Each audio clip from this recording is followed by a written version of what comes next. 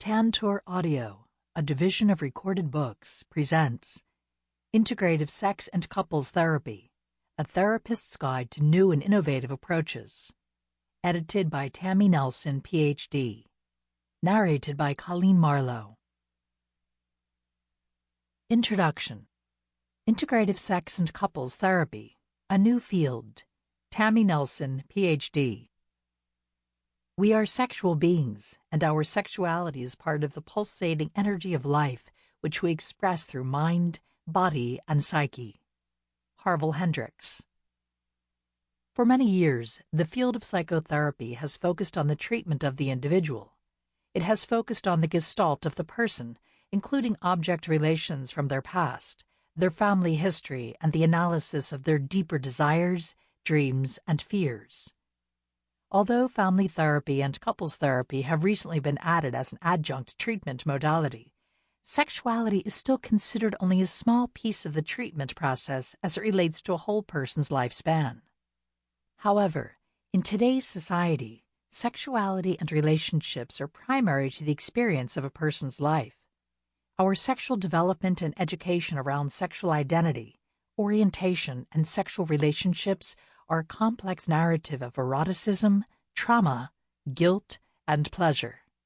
Much like any other lifelong practice, such as a commitment to yoga or meditation, our sexuality can be fraught with difficulty and also contain untold thrills and joys along the way. Contemporary therapists must be able to hear these narratives and sit with the stories, experiences, and struggles. They must have the tools, interventions, and magic, if you will, to bring to light the cause of sexual dysfunction, help repair relationships, and create states of safety and trust wherein clients can find pleasure and joy in their life, both physically and emotionally. There has never been a time in our profession when integrative sex and couples therapy is more needed. When I initially sought training as a psychotherapist, I was interested in relationships, not only with regard to relationships between couples, but also with regard to partnerships of all kinds. It seemed the most interesting part of psychology. I thought counseling was meaningless if it didn't focus on what I believed to be the most fundamental part of a person's life, one's connections to other people. Although my graduate and postgraduate program focused on the complexities of human relations, they never talked about sex. I found this odd. Adult marriages and committed partnerships are not simply roommate relationships. However, my program did not train me to deal with what is simply a primary part of existence, sexuality. Therefore, I subsequently pursued a Ph.D. in sexology and became certified as a sex therapist. I made it my mission to train therapists to talk to their clients about sexuality and wrote a book integrating sexuality with imago relationship therapy, IRT, techniques called Getting the Sex You Want. I worked with thousands of couples to improve their relationships and their sex lives. More and more couples came to therapy not just to improve their sexual lives, but to repair their erotic relationships. Affairs, betrayals, and disconnections of all kinds led me to write The New Monogamy, Redefining Your Relationship After Infidelity. I spoke around the world to couples and clinicians about how to heal their erotic lives, repair their intimacy, and move forward into a new vision of hope. Through my work, it has become readily apparent that therapists are continuing to miss a vital part of training, the integration of couples and sex therapy. While greater numbers of therapists are being trained as sex therapists, they are not receiving training in relationship systems. They are being trained to work with sexual dysfunction, sexual inadequacy, and performance disorders, but they are not being trained to work with couples.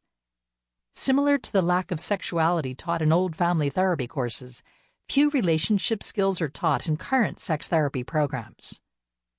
Psychotherapy is going to have to focus on relationships and sexuality in order for us to continue to help people. For our profession to support the growth of humanity, we can no longer avoid the conversation around sexual intimacy. We have to train clinicians in the skills necessary to teach individuals and couples how to have healthy relationships. Although integrating sex and couples therapy can be a challenge in sessions, the combination of these skills is the only way to treat people who long for healthy, connected, and intimate partnerships. In this book, I have gathered the best experts in the field of integrative sex and couples therapy, which is a new field of psychotherapy.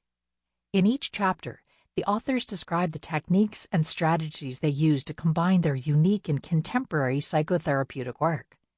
Because sex therapists have traditionally been taught little about couples therapy and relationship systems, and couples therapists have had little education in sex therapy, this book introduces a myriad of ways that clinicians can bring this combined skill set into their practice.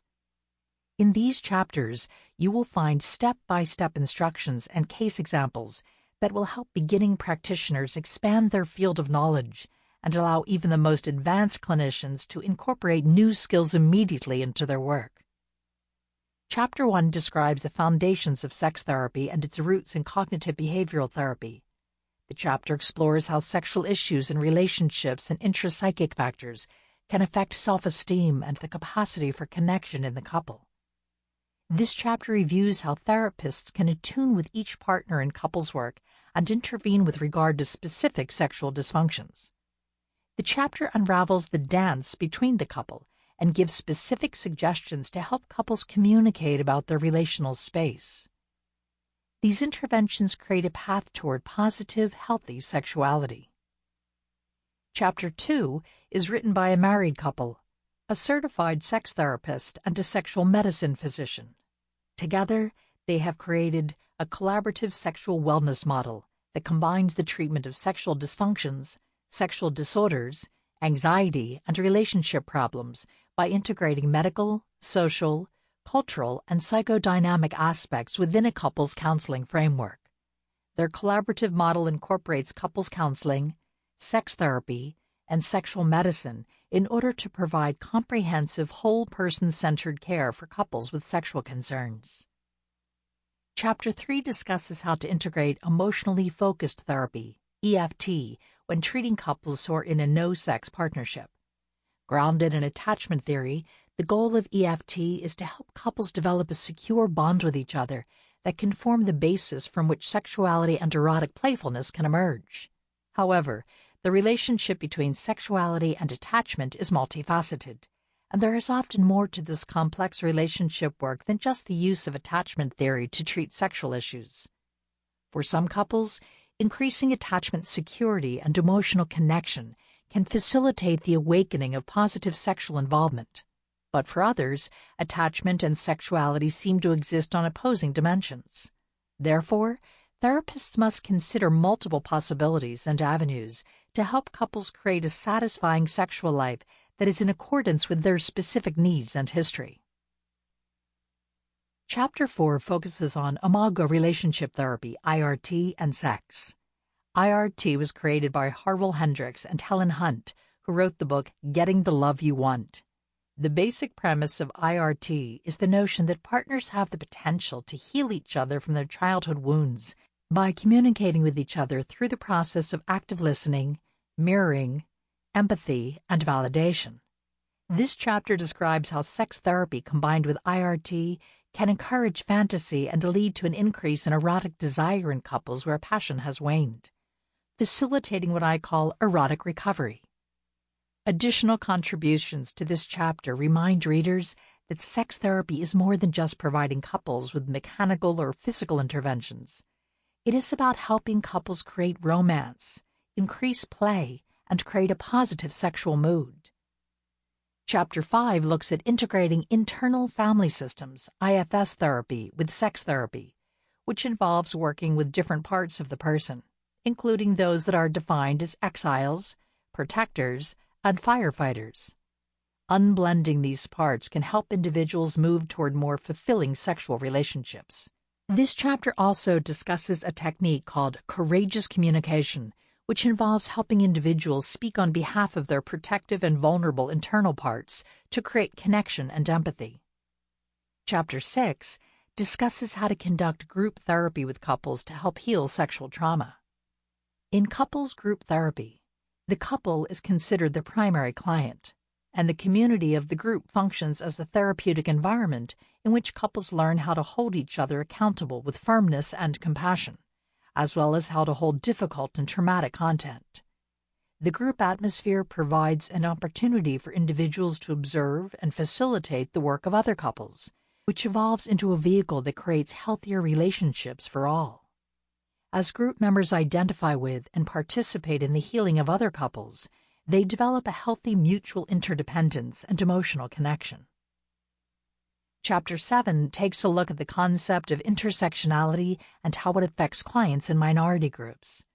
In the field of sex and couples therapy, there is a lack of understanding when it comes to intersectionality, as therapists rarely receive intersectionality training and have learned to work only with clients who are traditionally considered part of the dominant culture. For example, those who are white, able-bodied, middle class, male, heterosexual.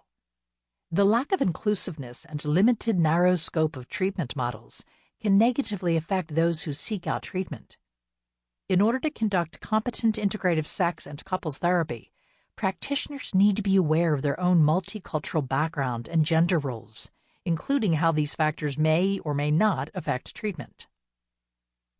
Chapter 8 focuses on sex and couples therapy with kinky clients. This co-authored chapter describes how to conduct effective treatment with couples who fall outside the spectrum of vanilla. Clients often do not share their kinky interests out of fear their therapist will judge them. For therapists to be kink competent, they must make clients feel heard, safe, and accepted, both in the therapy room and by their partner.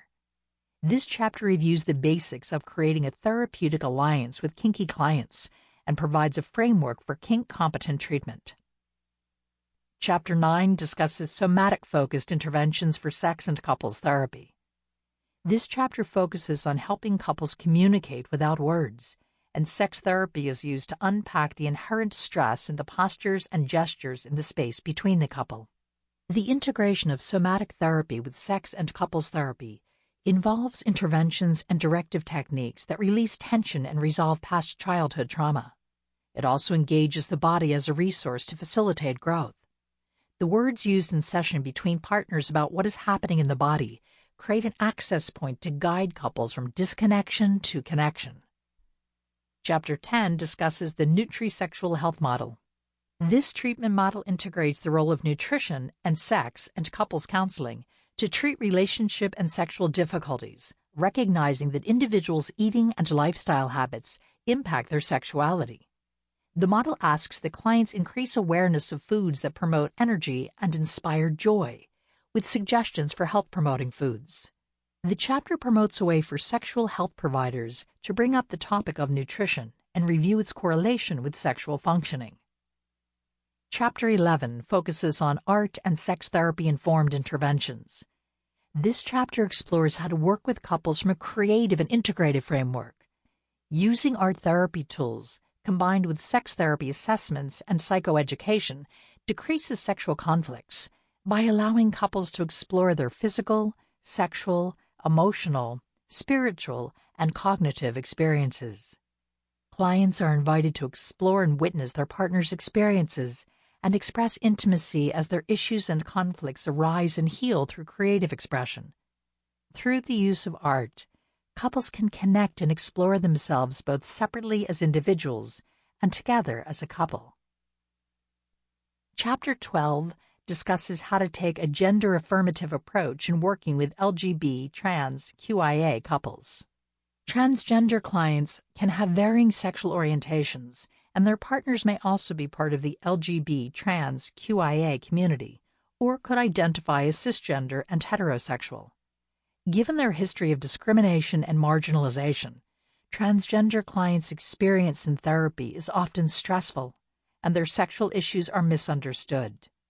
The overall intent of this chapter is to offer clinicians a better understanding of transgender people's needs and discuss more effective ways to intervene in sex and couples therapy. Chapter 13 explores mindfulness as a treatment intervention for anxiety and avoidance in the context of sexual relationships. Using this author's 6-week erotic recovery protocol, couples use sex therapy, couples therapy, mindfulness techniques, and sensate focus to increase connectedness, arousal, intimacy, and desire in their relationships.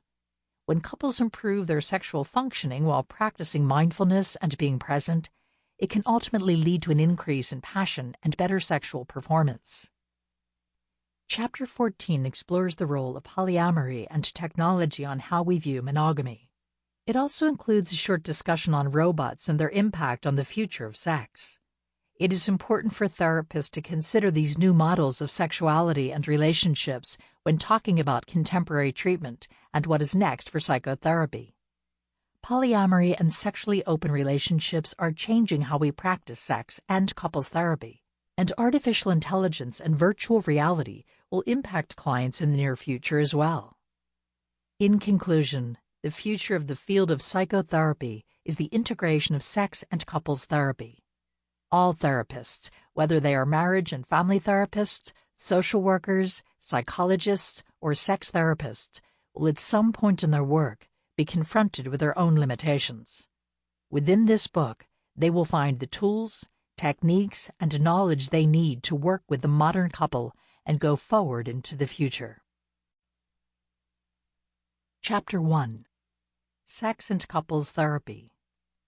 Biopsychosocial and Relationship Therapy. Gail Gutman, LCSW. Traditionally, there has been a disconnect between the fields of couples therapy and sex therapy, and the therapists trained in one field are generally not trained in the other. This division may be due to the fact that couples therapy and sex therapy are not easy to integrate. Most couples therapy is focused on process, that is, helping couples look at their patterns of relating to each other and guiding them to change their interactions. The process of a couple's conflict is the focus of the session, instead of the content, as the process is the root of the problem. Sex therapy, however, is primarily focused on content. The content of sex therapy consists of the physiology of sexual functioning, psychoeducation about healthy sexuality, and tools to change sexual performance and interaction. Sex therapists need to have this body of knowledge at their fingertips at all times. However, knowing content alone will not help clients if there are underlying interpsychic difficulties on issues in the relationship. Sex and couples therapists must be attuned to each partner in the relationship, as well as to the quality of the relationship, to effectively move from focusing on sexual dysfunction to helping the couple develop a positive, healthy sexual relationship. Another essential factor in providing integrative sex and couples therapy is the ability to help individuals in a relationship understand the various influences that have contributed to their sexual self-esteem and their beliefs about sexuality. Often, an individual's sexual self-esteem needs healing in the context of the relationship and within themselves. It takes skill on the therapist's part to distinguish when to focus on the process of a session versus the content. This chapter explores the theory and practice of the integration of sex and couples therapy through these three lenses. 1. Basic knowledge of sexuality. 2. Relationship systems. And 3. Intrapsychic factors affecting sexual self-esteem, identity, and connection. It also provides methods to intervene in these three important areas. Sex therapy as cognitive behavioral therapy. There is a body of basic knowledge about sexual functioning that is essential in helping couples address sexuality problems. Much of this original knowledge and practice was developed through the research and work of Alfred Kinsey, William H. Masters, Virginia E. Johnson, and Helen Singer Kaplan from the late 1940s until the 1960s. From this work, we have come to understand that sexuality is a natural physiological process in the body, as is eating, sleeping, and drinking. When people try to control their sexuality by attempting to change it, direct it, or make it happen in a certain way, they interfere with this natural body function and can experience physiological anxiety. In fact, underlying almost every sexual dysfunction, such as anorgasmia, erectile dysfunction, premature ejaculation, and hypoactive sexual desire, is anxiety. For the most part, anxiety is a physiological response that is incompatible with sexual responsivity. When people are anxious, their blood vessels contract and thus constrict the flow of blood throughout the body. In sexuality, Genital and pelvic floor responsivity, such as lubrication in the female and erection in the male, occurs when blood flows into these regions of the body. When a person is anxious about sexuality or their performance and tries to control their response, the blood flow does not occur or stops. This can happen in the beginning, middle, or later stages of the sexual encounter. Using this body of knowledge regarding the human sexual response, one of the earliest interventions for sexual dysfunction, the PLICIT model, was operationalized through the practice of cognitive behavioral therapy, CBT. Given that CBT is considered the gold standard of treatment for anxiety disorders, it makes sense that the original treatment of sexual dysfunctions was based on this modality.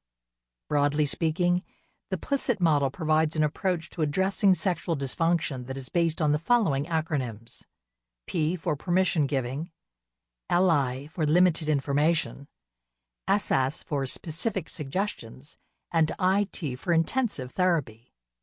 Understanding each of these components provides a framework to practice sex therapy in a way that addresses anxiety and can improve sexual functioning. Permission giving. Permission giving is the process of creating safety and acceptance in order for clients to discuss the most vulnerable parts of themselves, their sexuality, sexual beliefs, and sexual self-esteem. Although maintaining a non-judgmental attitude often comes easily to therapists, helping clients be open about sexuality requires that therapists be comfortable discussing sexuality as well. For therapists who are not comfortable, it is helpful for them to receive supervision or attend a sexual attitude restructuring (SAR) workshop. These workshops can easily be found at the website for the American Association of Sexuality Educators, Counselors, and Therapists, ASECT. The ability to discuss sex in a natural, open way is the most essential skill in giving clients permission to share their sexual concerns. From my experience, about 50% of couples have seen other therapists prior to coming to me for sex and couples therapy. These couples have sometimes experienced previous therapists who have allowed arguing, put-downs, and other forms of blaming in their past sessions. It is my job to be the authority in the room, the person who will contain the process. Therapists need to set boundaries around reactive behavior in order for both individuals and the couple to feel safe. There is security in knowing that the therapist can manage the energy in the office, which then creates permission to discuss the sensitive topics around sexuality. For example, when John and Julie came to couples therapy, it became clear by the second session that they were there to address their conflict around desire discrepancy. Julie expressed a litany of provoking and blaming comments in a raised voice. "You only think about yourself. This is all your fault. You don't initiate sex ever. It is never the right time for you. You are a narcissist." Upon hearing this, John stood up, kicked the trash can, and left the room. He came back about 10 minutes later. At the time, I made the boundaries clear to both of them. It is important to slow down and speak for yourself. It is my job to keep the space in the therapy room safe by helping you both to slow yourselves down and begin to listen to each other.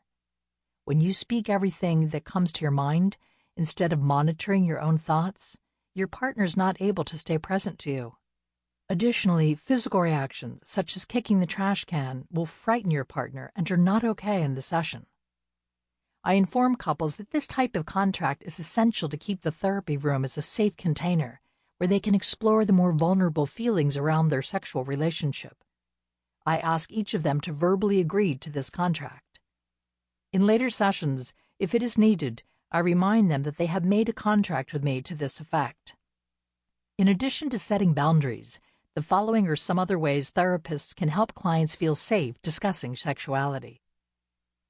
Educate clients about sexuality as it relates to their problem. This gives them confidence and hope that the therapist can help them. For example, when working with a female with hypoactive sexual desire, I inform the client about the difference between spontaneous versus responsive desire. In other words, desire often comes after arousal. Women are relieved and validated by this knowledge.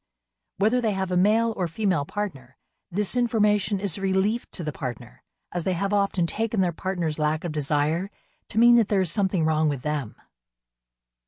Use correct sexuality terms.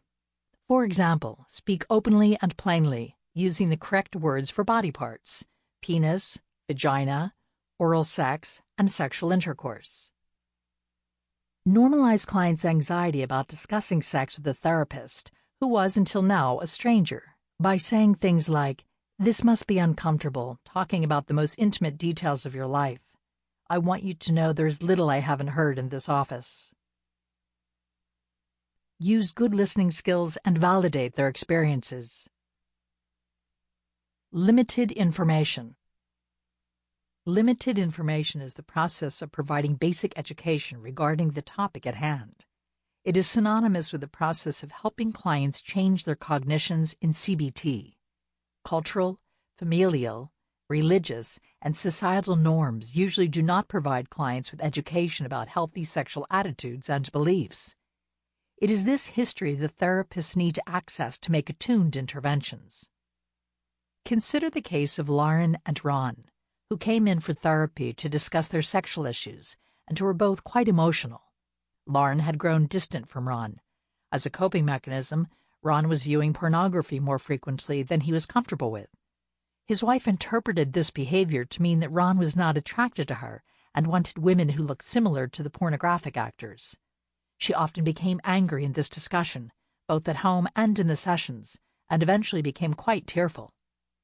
An important intervention for the therapist to make in this situation is to teach the couple about the use of pornography by giving limited information on the topic.